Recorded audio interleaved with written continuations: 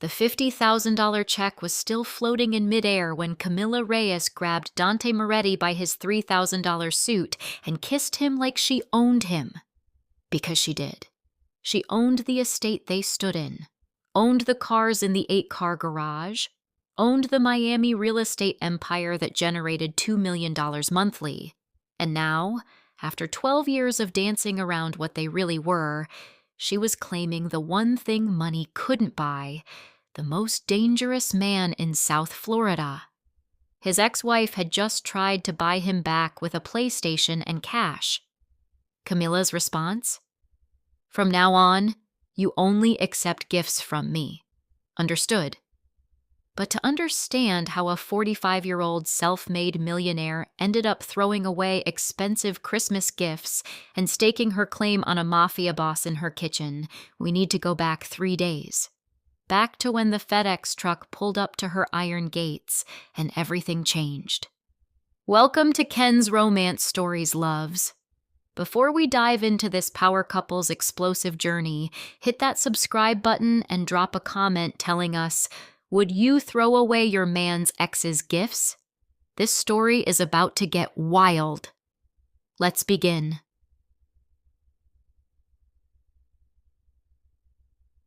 The package. December 23rd arrived in Coral Gables with the kind of oppressive humidity that made even Florida natives sweat. Camilla Reyes stood in her climate-controlled walk-in closet, bigger than most people's bedrooms, selecting her outfit for the day with the precision of a woman who understood that presentation was power. At 45, she was thick in ways that made men forget their own names. Curves that defied gravity and logic. Hips that swayed like a declaration of war. An ass so round and perfect that she'd once had a man offer her $100,000 just to take a photo of it. She'd declined, obviously, because Camilla Reyes didn't need anyone's money. She had her own. $847 million worth, to be exact. 3 luxury car dealerships, a commercial real estate portfolio spanning South Florida, investment properties in Atlanta, Houston, and Charlotte, a private equity stake in a tech startup that had just gone public, and all of it built from nothing, starting with a single used car lot she'd bought at 23 with money she'd saved from working 3 jobs. Camilla pulled on white linen pants that hugged every curve like a second skin and paired them with a black silk blouse that was just transparent enough to remind the world she had nothing to prove. Red-bottom Louboutins completed the look. Not because she needed the height, she was 5'8", without heels, but because the click of expensive shoes on marble was the sound of power. Her phone buzzed. A text from Dante. Meeting running long. Home by 6. Home. He'd been calling her estate home for the past 6 months, ever since the FBI had gotten too close to his Miami Beach penthouse and he'd needed somewhere secure to operate. What had started as temporary protection, she had the best security money could buy, had evolved into something neither of them had planned.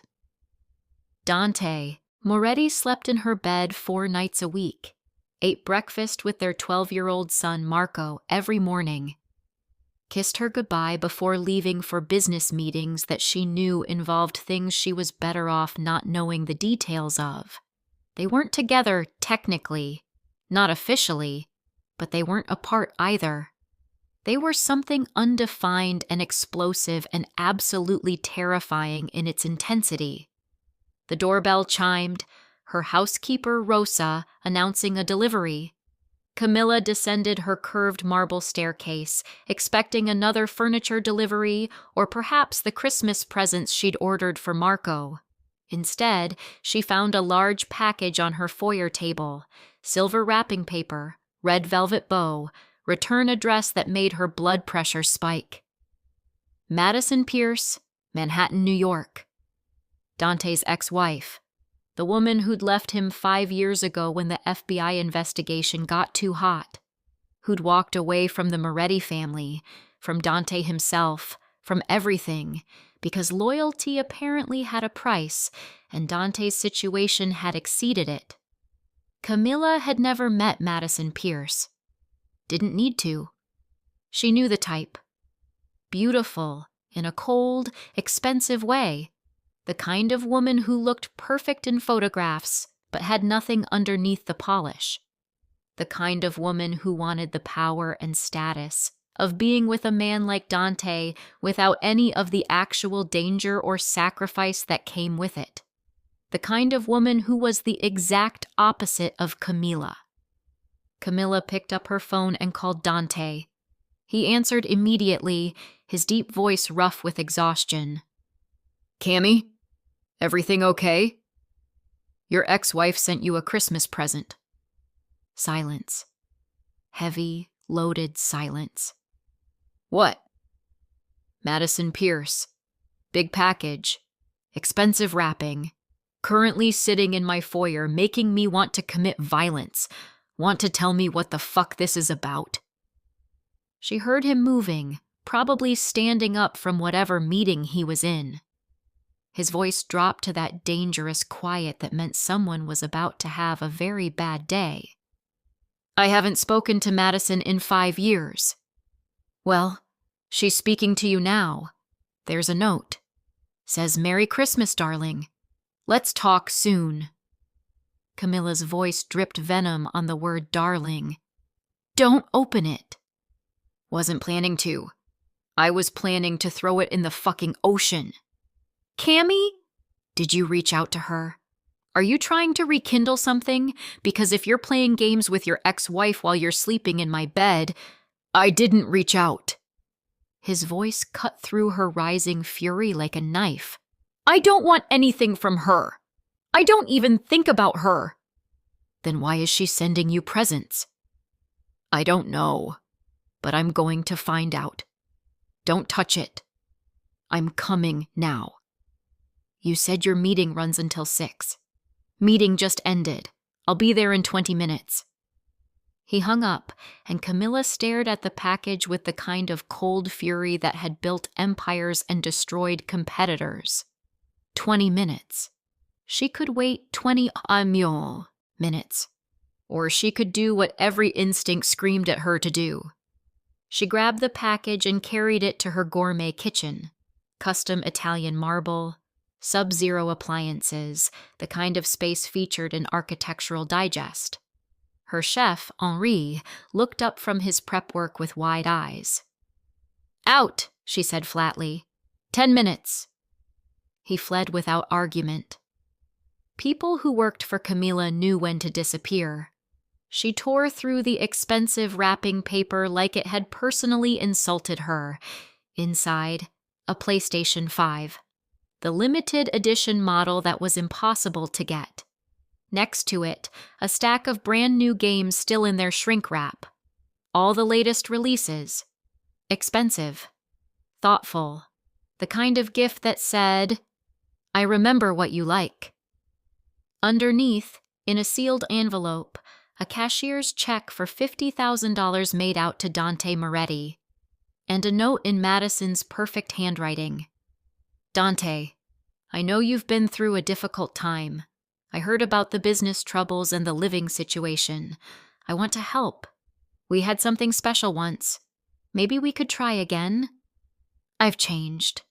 I understand the life now. I'm ready to stand by you. Call me. Love always, Madison." Camilla read the note 3 times. Each reading made her blood boil hotter. Difficult time. Business troubles. Living situation. As if Dante Moretti was some broke deadbeat instead of one of the most powerful men in South Florida. As if living in Camilla's $8.5 million estate was some sort of downgrade instead of the smartest strategic move he could make. As if Madison Pierce, who'd abandoned him when the heat got real, had any right to offer him anything. The front door opened. She heard Dante's footsteps. Measured, controlled, the walk of a man who'd learned never to show hurry or panic. He appeared in the kitchen doorway, and Camilla's breath caught despite her fury. At 48, Dante Moretti was devastating. 6'3" with the kind of build that came from real work, not gym vanity. Salt and pepper hair styled perfectly, sharp jaw with a 5 o'clock shadow that made him look dangerous and distinguished at once. Dark eyes that missed nothing. Tom Ford suit that probably cost $5,000. But Camilla knew she'd paid more for her pants. "Cammy." His voice was careful. "What did you do?" She threw the note at him. He caught it one-handed, read it, and his expression went absolutely glacial. "PlayStation 5, Camilla said, her voice deadly calm. $50,000. And an invitation to rekindle your special something, because apparently she's ready to understand the life now." She air-quoted viciously. "Tell me, Dante, is she ready? Is Madison fucking Pierce ready to understand what it means to raise your son while you're handling business? To manage an empire while supporting yours? To lie awake wondering if this is the night the feds finally get you, or the night the Colombians get close enough? Cammy, is she ready to understand what loyalty means when loyalty is expensive? When loyalty could cost everything? When standing beside you means becoming a target?" Her voice rose, her curves heaving with each breath, and she saw Dante's eyes darken. "Because I've been ready," she continued. "I've been ready for 12 fucking years. I raised your son. I built my empire. I let you into my home when you needed safety. And I've been waiting for you to realize that what we have is worth more than whatever fantasy Madison thinks she can offer." Dante moved then, crossing the kitchen in 3 long strides. His hands cupped her face with surprising gentleness for a man capable of such violence. "You're right." She blinked. "What?" "You're right. About all of it." His thumb brushed her cheekbone. "Madison left when things got hard. You stayed. You raised Marco. You let me in when I needed you. And I've been a fucking idiot for not telling you the truth." His forehead pressed against hers. "You're not my baby mama, Camilla. You're not my business partner. You're not the woman I occasionally sleep with." His voice dropped. "You're my queen. You've been my queen for years. I was just too blind to see it." Heat flooded through her, but she forced herself to step back, to maintain control. "Prove it." He looked at the package, then back at her.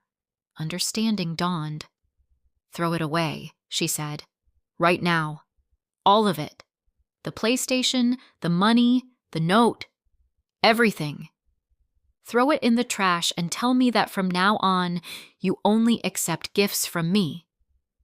She saw the moment he understood what she was really asking. Choose me, publicly, completely, without reservation. Dante picked up the PlayStation 5, the games, the $50,000 check, the note. He walked to the industrial-sized trash can and dropped everything inside. The PlayStation hit the bottom with a satisfying crash. Then he pulled out his phone, dialed a number, and put it on speaker. Madison answered on the 3rd ring. "Dante, did you get my gift?" "I got it." His eyes stayed locked on Camilla's. "And I'm calling to tell you you're wasting your time and money. Dante, please, just hear me out. I don't want your gifts. I don't want your help. I don't want you." "But I've changed." "I'm with someone." His voice was absolute. "Someone who was there when you weren't. Someone who built an empire while raising my son. Someone who understands loyalty because she's lived it every single day for 12 years. Her name is Camila Reyes, and from now on, she's the only woman I accept gifts from. The only woman I want gifts from. The only woman who matters." He ended the call before Madison could respond. The silence in the kitchen was deafening. Then Dante turned to Camilla, his expression more vulnerable than she'd ever seen. "From now on," he said quietly, "I only accept gifts from you. Everything else is trash." Camilla felt 12 years of walls crumbling. 12 years of protecting herself, of keeping distance, of never quite admitting what she wanted. "Good," she whispered. "Because you're mine now, Dante Moretti. And I protect what's mine." He smiled, slow and devastating and completely hers. "I've always been yours, Cammy. I was just waiting for you to claim me." She pulled him close and kissed him like she'd wanted to for years. Not the careful kisses they'd shared before, not the restrained touches, but claiming and fierce and absolute. His hands slid to her hips, gripping the curves that drove him crazy, and she felt him smile against her mouth. "You know what this means?" he murmured. "What?" "You claimed me, in front of God and a trash can full of expensive electronics. That's binding in some cultures." She laughed despite herself. "What cultures?" "Mine." His hands tightened possessively. "You're stuck with me now. I can live with that. The fallout." News traveled fast in their circles. By that evening, Camila's phone was blowing up. Her best friend, Lucia. "Girl, did you really make him throw away a PS5? Her business partner, Andre. "Dante's people are saying he's officially off the market. Confirm?" Her mother. "Mija, does this mean I can finally plan a wedding?" She ignored them all and focused on what mattered. Dinner with Dante and Marco. Their son sat at the head of her massive dining table, a position he'd claimed at age 8 and refused to relinquish, describing his day in the enthusiastic detail only a 12-year-old could manage. He looked exactly like Dante. Same dark eyes, same sharp features, same presence that promised he'd be dangerous when he grew up. "And then Coach said I made varsity," Marco finished, grinning. "7th grade and already varsity?" Dante's pride was evident. "That's my boy." "That's because you practice every weekend," Camilla corrected, but she was smiling. Marco looked between them, his expression shrewd. "Are you guys finally together?" Camilla choked on her wine. Dante raised an eyebrow. "What makes you ask that?" "You're here all the time now. You sleep in Mom's room. You drive me to school. It's pretty obvious." "Smart kid," Dante said. "I'm 12. Not stupid." Marco rolled his eyes. "So are you together or not?" Camilla looked at Dante, who looked back with an expression that said, "Your call." "Yeah," she said finally. "We're together." Marco nodded like this was expected. "Cool. Does this mean we're moving to Dad's place?" "No," they said simultaneously. "Your dad lives here now," Camilla continued. "Sweet. His place was too small anyway." Marco stood. "Can I be excused? Jake's online." "Go," Dante said, shaking his head. "Kids today." "He's handling it well." "He's handling it better than I am." Dante reached across the table for her hand. "You know what you just did, right? You claimed me in front of our son. That's even more binding than the trash can." "Good." She squeezed his hand. "I meant what I said. You're mine." "And you're mine." His thumb traced her knuckles. "Which means we need to talk about security." Her stomach tightened. "What happened?" "Madison didn't send that gift on a whim. Someone told her I was living here, told her about the situation. That means we have a leak." "In your organization?" Or yours. His expression was grim. Either way, we need to be more careful. You and Marco are targets now. We've always been targets, Camilla pointed out. I'm your baby mama. Everyone knows about Marco. But now you're more than that. You're my partner.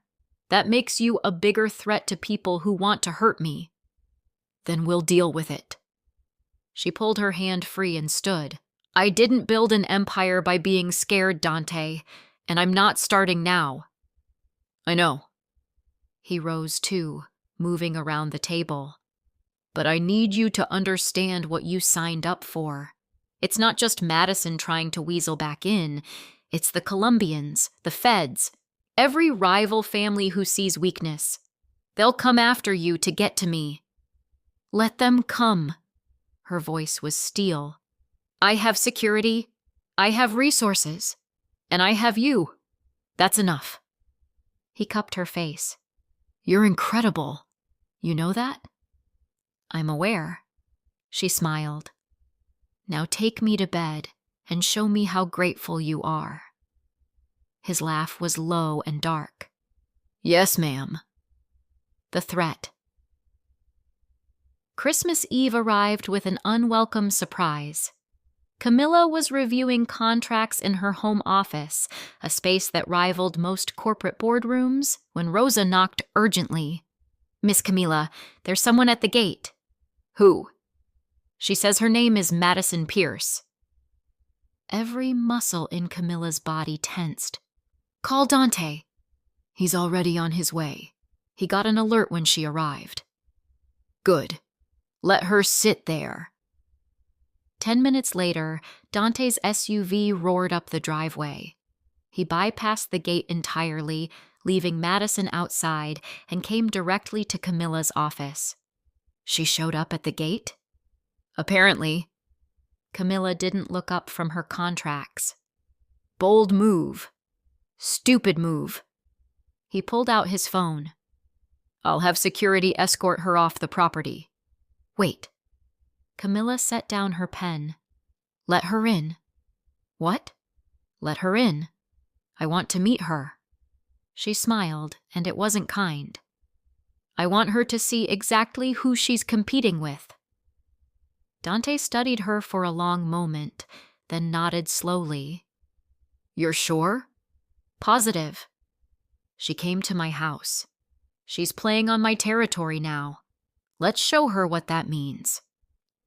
5 minutes later, Madison Pierce walked into Camilla's home. She was beautiful in exactly the way Camilla had expected. Tall, thin, blonde. The kind of polished elegance that came from expensive salons and personal trainers. Designer everything. Chanel bag. Prada coat. Perfectly applied makeup. She also looked nervous, which was satisfying. Dante, Madison began, but stopped when she saw Camilla. Camilla stood slowly, letting Madison take in her full glory. White dress today, fitted to show every curve. Hair loose in natural waves. Minimal makeup because she didn't need it. Diamonds at her ears and throat because she could afford it. You must be Madison, Camilla said coolly. I'm Camila Reyes. Please, have a seat. Madison sat in the chair Camilla indicated, looking between them uncertainly. I didn't realize. Dante, I need to talk to you. So talk, Dante said. His voice was cold. You have 5 minutes. Alone? No. Dante moved to stand behind Camilla's chair, his hand on her shoulder. Anything you say to me, you can say in front of Camilla. Madison's composure cracked slightly. I made a mistake. 5 years ago. I left when things got difficult, and I've regretted it every day since. When I heard you were going through trouble, I wanted to help. To show you I've changed. How did you hear about his situation? Camilla asked pleasantly. Madison blinked. What?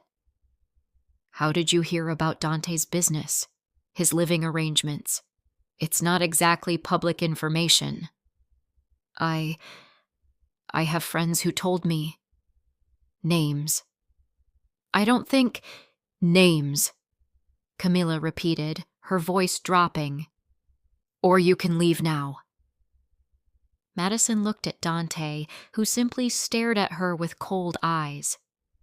Robert Chen, she finally said. He's in your organization. We've been... talking. Dante's hand tightened on Camilla's shoulder. Talking? Not like that. Just, he thought I should know you were struggling. He thought you might need help. Help from the woman who abandoned him? Camilla leaned forward. Let me make something very clear, Madison. Dante isn't struggling. He's living in my home because it's the smartest strategic move. He's not broke. He's partnered with someone who has her own empire. And he doesn't need your help, your money, or your sudden realization that maybe you made a mistake. But we were married. Were. Past tense. You left. I stayed.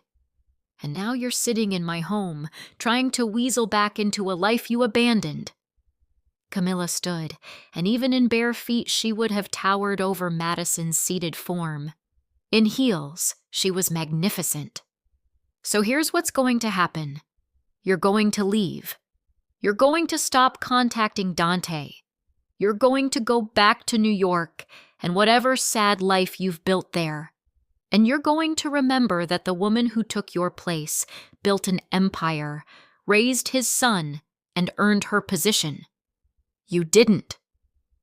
Madison's face flushed. You can't talk to me like that. I just did, in my house, that I own. While you sit in a chair I paid for. Now get out. Dante? You heard her, Dante said quietly. Leave. And Madison, if I find out Robert Chen leaked information about my operations, he won't be talking to anyone. Ever. Understand? The threat was clear. Madison stood on shaking legs. I thought you were different, she said to Dante. I thought you'd grown. I have grown. That's why I'm with her instead of you. He looked at Camilla with unmistakable love. She's everything you never were. Madison left without another word. When the door closed, Camilla let out a breath. Well, that was fun. Dante turned, her to face him. You were magnificent. I was possessive. You were perfect. He kissed her hard. Robert Chen is a dead man. Be smart about it. Always am. His hands slid to her hips. You know what that did to me? Watching you defend what's yours? Tell me. Later. Right now, I need to handle security. But tonight, his smile was dark. Tonight, I'm going to show you exactly what happens when you claim me publicly. Promises, promises. He left to deal with the leak, and Camilla returned to her contracts with a smile. Madison Pierce could try all she wanted, but some things weren't for sale, couldn't be bought back, and couldn't be reclaimed once lost. Dante Moretti was one of them. Dateia. The claiming. Christmas morning arrived with chaos. Marco woke them at 6 a.m., bursting into the bedroom with the enthusiasm only a 12-year-old on Christmas could manage. Presents were opened. Breakfast was consumed. Dante's family arrived for dinner. His mother, his two brothers, their families, filling Camilla's home with noise and love and the kind of chaotic warmth she'd craved her whole life. His mother, Sophia, pulled her aside after dinner. I always knew you were the one, Sophia said, hugging her. You did? From the moment Dante told me he had a son, from the way he talked about you. He loved you even when he couldn't admit it. Sophia squeezed her hand. Thank you for waiting for him." By evening, everyone had left, and it was just the three of them. Marco passed out on the couch, exhausted from presents and cousins. Dante carried him to bed, and Camilla watched from the doorway, her heart so full it hurt. This was family. This was home. When Dante returned, he took her hand. "Come with me." He led her to the master bedroom, closed the door, and pulled a small box from his pocket.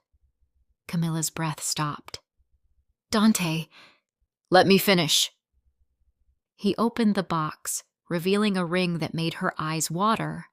A massive diamond surrounded by smaller stones, set in platinum. "I've been carrying this for 3 weeks, waiting for the right moment. But there's no right moment with us. There's just us, messy and complicated and perfect." He took her hand. "You claimed me publicly. You threw away my ex's gifts. You defended me to her face. You've raised my son and built an empire and let me into your life when I didn't deserve it." His voice roughened.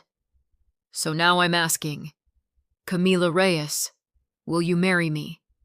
Will you let me spend the rest of my life proving I'm worthy of the queen you are?" She couldn't speak through the tears, could only nod. He slid the ring onto her finger, then kissed her like they had all the time in the world. "You're mine," she managed finally. "Always have been. And I'm yours." "I know." His hands found the zipper of her dress. "Now let me show you what that means." What followed was hours of claiming each other, mapping skin and memorizing sounds, proving with their bodies what words couldn't capture. By the time and the sun rose on December 26th, Camilla lay exhausted and satisfied in Dante's arms, her ring catching the light. "We need to tell Marco," she murmured. "He'll be thrilled. He's been plotting to get us together for years. Smart kid. Takes after his mother." Dante kissed her temple. "We should set a date. Spring. Small ceremony. Just family. Whatever you want. I want you. Just you. Forever. You have me, Cammy. From now on, I only accept gifts from you, only take orders from you, only belong to you." She smiled against his chest. "Good, because I'm never letting you go." And as Miami woke outside their windows, 2 empires merged into something stronger, something that started with a thrown-away PlayStation and ended with forever. If this story made you feel things, subscribe to Ken's Romance Stories for more powerful women claiming their men. Drop a comment telling us, would you have thrown away the gifts? Would you have confronted the ex? We want to hear from you. This is Ken's Romance Stories, and until next time, remember that real queens don't compete. They claim what's already theirs.